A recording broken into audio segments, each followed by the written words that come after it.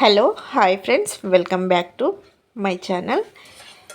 Chicken fry చేసుకుందాము friends. తయారు చేయ విధానం చూద్దాం. చికెన్ ఫ్రై ఈజీగా అదిరిపోయేలా రుచిగా ఎలా తయారు చేయాలో చూద్దాము. మీరు కూడా ఇలా ఒక్కసారి ట్రై చేసి చూడండి, చాలా రుచిగా ఉంటుంది. తయారు చేయ విధానం చూద్దాం పదండి. స్టవ్ వెలిగించుకొని ఒక గిన్నె పెట్టుకోవాలి. అరకిలో చికెన్కి గాను 4 టేబుల్ స్పూన్ నూనె పోసుకోవాలి. 1/2 టేబుల్ స్పూన్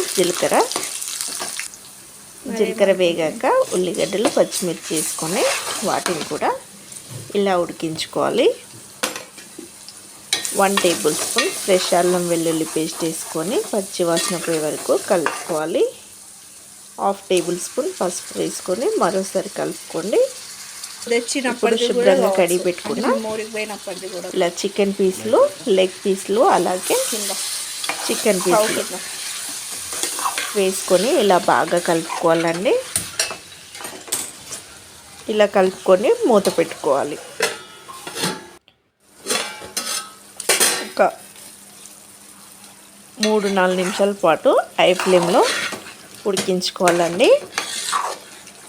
ఇది ఉడికేటప్పుడే మనము చికెన్ వేసిన వెంబటే రుచికి సరిపడు ఉప్పు కూడా వేసుకోవాలి.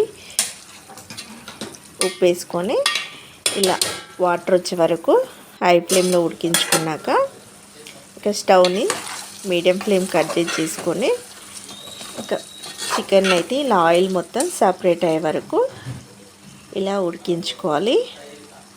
ఇప్పుడు ఇందులోకి చికెన్ బాగా ఉడికిందండి. నూనెలో బాగా ఫ్రై అయ్యాక రుచికి సరిపడు కారపొడి వేసుకోవాలి. 1/2 టేబుల్ స్పూన్ ధనియాల పౌడర్ వేసుకొని ఒక 4-5 నిమిషాల పాటు ఈ చికెన్ని కలుపుకొని చిన్న మంట పైన మూత పెట్టి ఉడికించాలి. కారం మంచిగా అడగంటుకుంటూ మంచిగా వేగిన తర్వాతకి ఇలా కారము చికెన్కి పట్టేలాగా బాగా ఈ చికెన్ అయితే వేయించుకోవాలి. చిన్న మంట పైనే ఉడికించుకోవాలండి. ఇలా ఉడికినాక లాస్ట్లో కొద్దిలంత గరం మసాలా వేసుకోవాలి.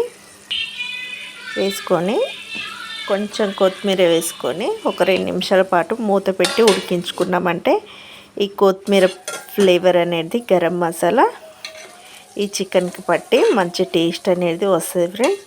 ఓకేనా, రుచికరమైన చికెన్ ఫ్రై అయితే రెడీ అయింది. మంచిగా జ్యూసీగా చాలా టేస్టీగా ఉంటుంది. ఇది అన్నంలోకి సైడ్ డిష్గా చపాతీలోకి చాలా బాగుంటుంది ఫ్రెండ్స్.